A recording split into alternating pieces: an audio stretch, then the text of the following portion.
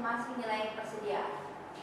Ada dua metode dalam akuntansi yang bisa dipakai ketika kita mau mengestimasi nilai persediaan akhir.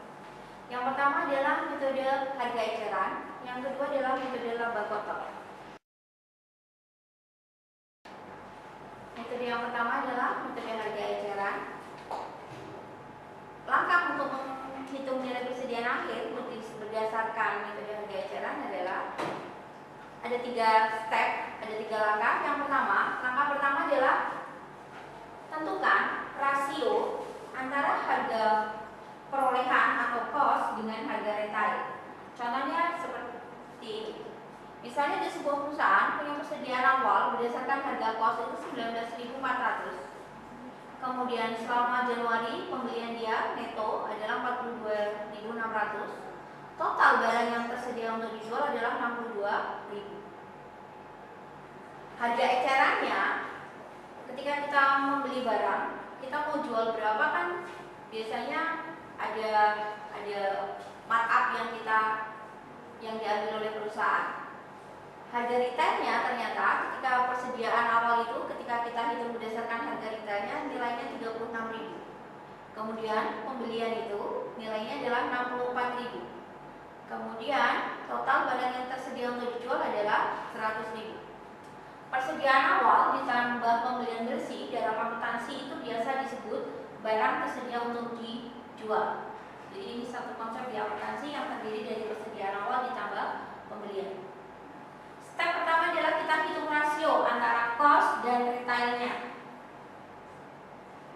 Dari data kita, cost kita 62.000, retailnya adalah 100.000, maka persentasenya adalah 62.000.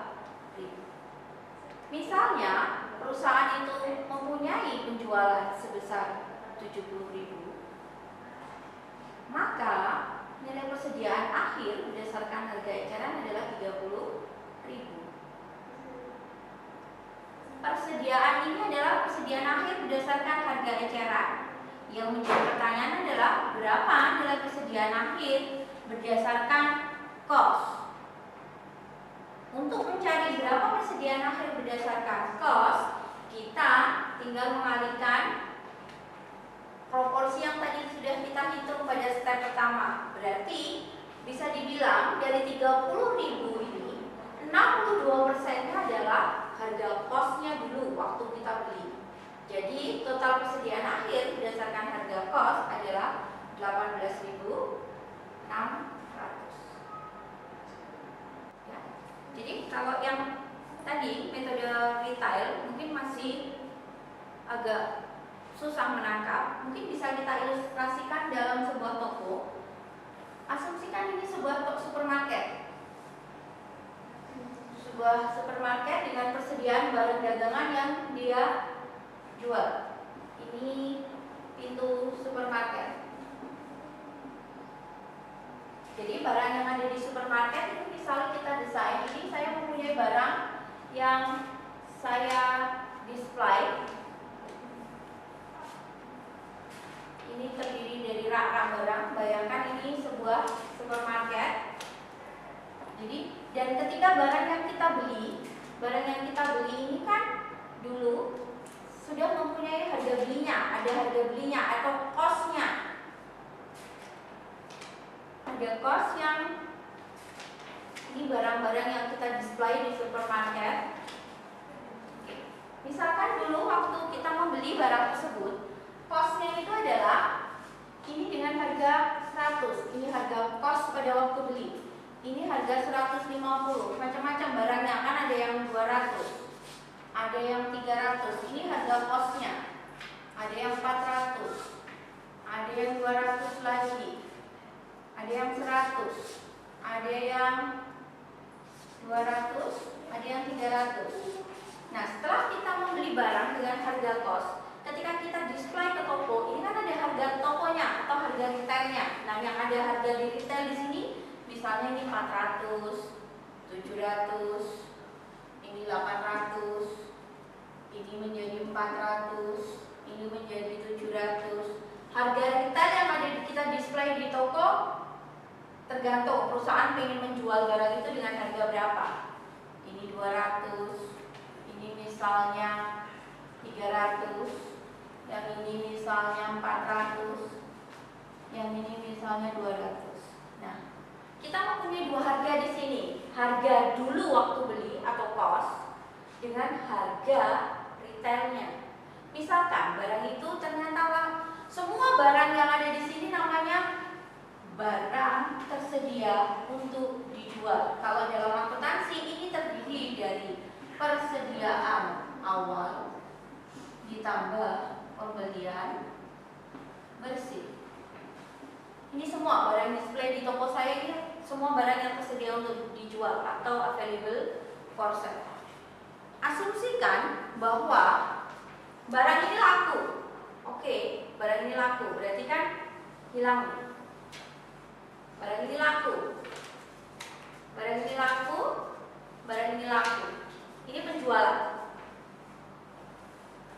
Ini penjualan saya. Berarti berapa persediaan akhir saya?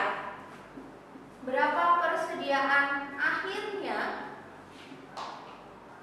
Itu kan dari penjualan saya, total penjualan saya kurangi barang yang tersedia untuk dijual. Ini persediaan akhir. Oke. Persediaan akhir yang ada di ini kan sudah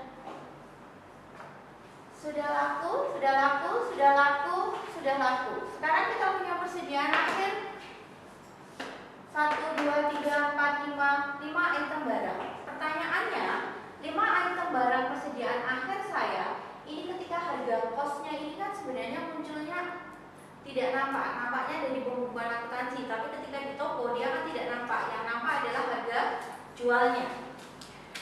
Cara mencari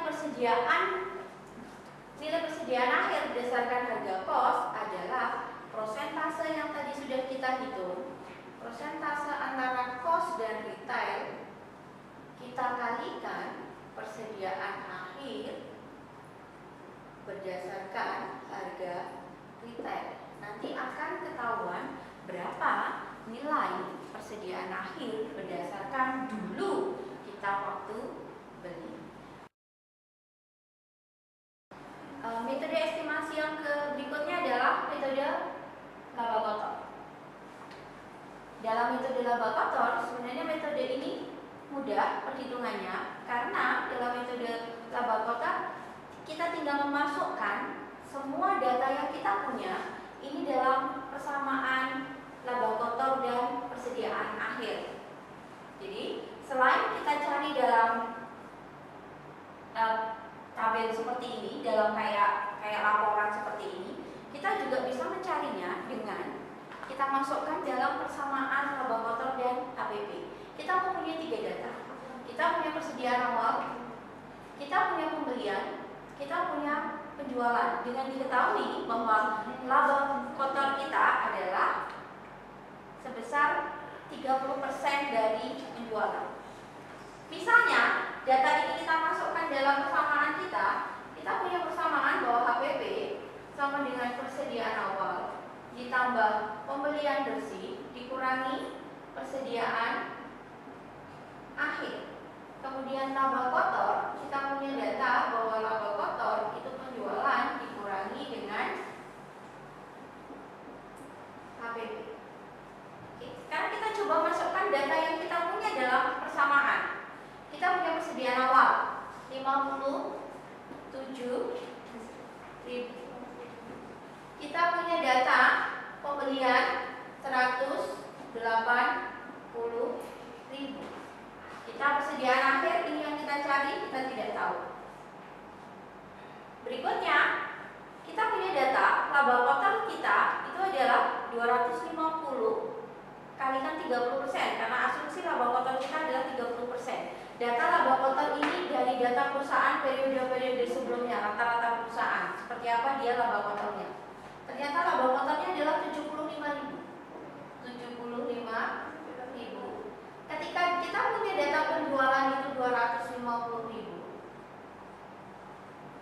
HPP-nya kita belum tahu. Dari sini kita bisa hitung HPP kita. HPP kita adalah 250 dikurangi 75 HPP kita adalah nilainya, HPP kita adalah 175.